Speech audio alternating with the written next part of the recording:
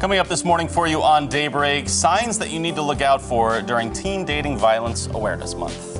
And Mike Bloomberg's presidential campaign stops in Springfield. We'll explain why they're focusing so heavily on Missouri voters. We'll also continue our Hidden History series, looking into a performing arts piece called The Millie Project. That's all coming up for you this morning on Daybreak. Welcome back into the show. It's Monday, February 10th. I'm Lauren Barnes. And I'm Joe Morano. As we are starting off a new week, we're going here talking about the Oscars. You know what I did Saturday night? I saw Uncut Gems. How was it? Adam Sandler movie. Good. But I walked out of there like, I can see why this didn't get nominated for an Oscar. There's a lot of Adam Sandler snub talk. He was great, but I just thought it was all right. Okay. Cool. Well, yeah. I appreciate that critique right there. Yeah, there it is. So anyway, I don't know. Meteorologist Elisa Raffa joins us this morning as well. I just want to say, I'm no movie critic. This is why we have Chris the Critic. I was just going to say, let Chris the Critic keep her job. You can keep your job. And I do want to ask her about that, yeah. About what she thought about the movie? That and the Oscars, which isn't until Friday, but I still would like to get her take on it. Oh, I'm sure her and Jeremy, I'm sure they both have a lot of reactions for to sure. last night. Should be interesting. All right, this morning we are looking at this low 30s to start out. It's even dropped a degree since you were last up here with us. Yeah, getting colder because we had that front come through yesterday. So those north winds that we have right now means colder air is on its way in. And we're still pretty damp from that front yesterday. We've got some low visibility in Springfield. It's 30 degrees on those north winds. Visibility is down to about a mile in Springfield and Fort Leonard Wood, a mile and a half in Branson. So be careful for some patchy visibility at times. Mostly cloudy out there this morning. We've got some light showers exiting to the south and east. The last bit of it is exiting Melbourne this morning in north central Arkansas. But that's about it. Once that clears here within the next hour or so, we'll be dry the rest of the day. We've got that much colder air rolling in. It's 15 to 25 degrees colder. Still holding on to 40s where we have some of those showers near Mountain Home. It's 30 in Springfield and 28 degrees in Clinton. So a damp start with some fog and some light mist out there this morning. Then we're dry through the afternoon, but still mostly cloudy. Only 42 degrees by dismissal. Is very chilly, and we keep the cloud cover. Some light rain, snow will be possible tonight. A bigger storm brings rain on Wednesday and much colder temperatures by Thursday. Your forecast is up in 10 minutes. February is Teen Dating Violence Awareness Month, and often for teens, the signs something is wrong are tough to see. A perpetrator may often try to control or gain power over a victim, like pressuring them to be in contact and letting them know where one is at all times. Now, warning to you that some of this, what you're about to hear, may sound jarring, but we spoke with the Victim Center and a survivor about how teen dating violence is more prevalent than you may think. The first time I had sex, actually, I was raped, and I was 17. I had no clue what was going on. I don't remember leaving. I don't remember getting there.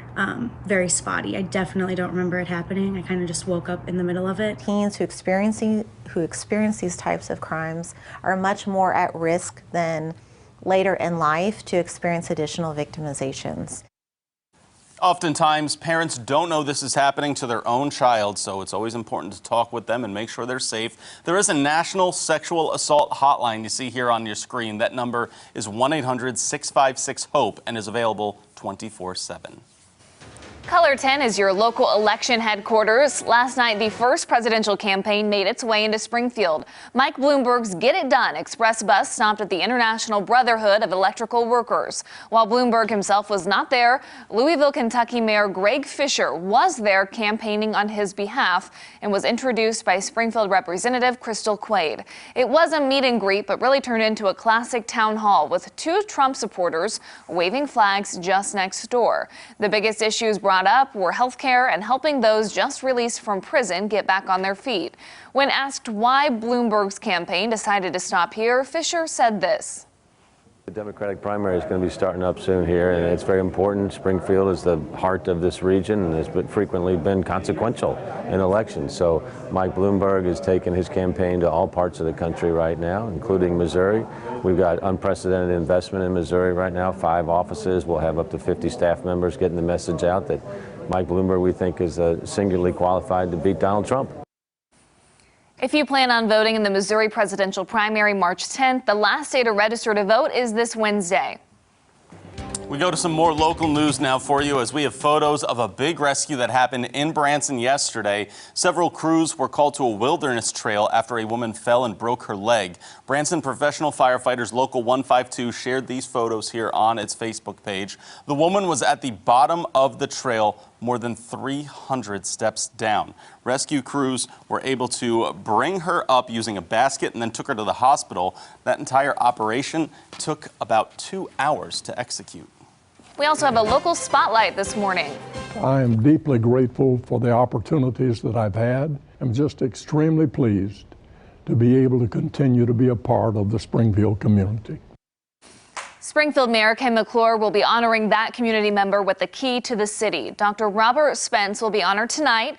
The former Evangel Chancellor currently serves on the Springfield-Branson National Airport Board, but previously served on a number of other boards to advance the city. He says he loves the community Springfield brings and is grateful to be given this honor.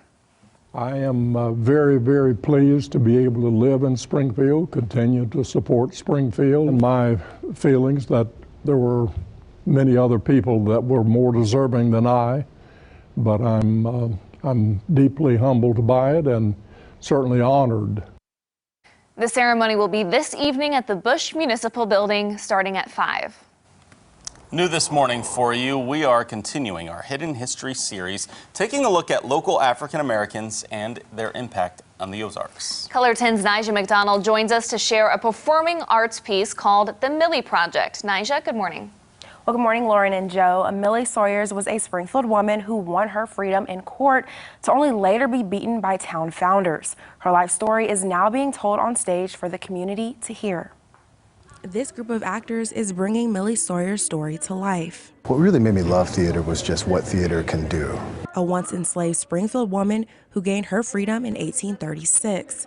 However, according to Greene County court records, Sawyers was viciously beaten shortly after. Normally, when people ask me to do this kind of thing, I think, oh my gosh, I'm too busy, I have too much going on, but I had to say yes. This is just too important. Recently rediscovered court documents are bringing to light what some might call a forgotten piece of local history. Director of the Millie Project, Kendra Chappell, says telling these hidden stories could help us move forward as a community. I think it's really very crucial because we do become the stories that we tell. And here's a woman, an enslaved woman, who sees herself as a free person, and she has the tenacity to really go for that. Both Chappell and Herbert agree healing first begins with courage. We already know a truth, but are we really able to investigate further so that we can lament, so we can mourn, and so we can move forward and build, I think, a stronger, more loving place to live? Really, for our nation, we've never really healed from the past. We've got a pretty sordid past. He says as uncomfortable as these conversations might be, we must not forget these stories were a reality for so many people. Telling the story of the marginalized is the most important thing that we can do, especially if that story is part of my story. Herbert says progress doesn't stop with Millie's story. There's a long history of important stories being swept under the rug. And stories are important because they influence policy, they influence our biases about people. He says he hopes the stories spark a continued desire for change. Well, the ensemble is bringing the Millie Project to cities throughout Missouri. Visit our website at ozarksfirst.com for more information on when you can catch the next performance. Thank you, Nija. We've got some fog on our Color 10 live drive this morning. Visibility's been patchy. It's kind of misting a little bit. We're down to 1.25 miles visibility in Springfield. We're dry, the last of the showers exiting to the south and east. Details on a chilly day ahead coming up next.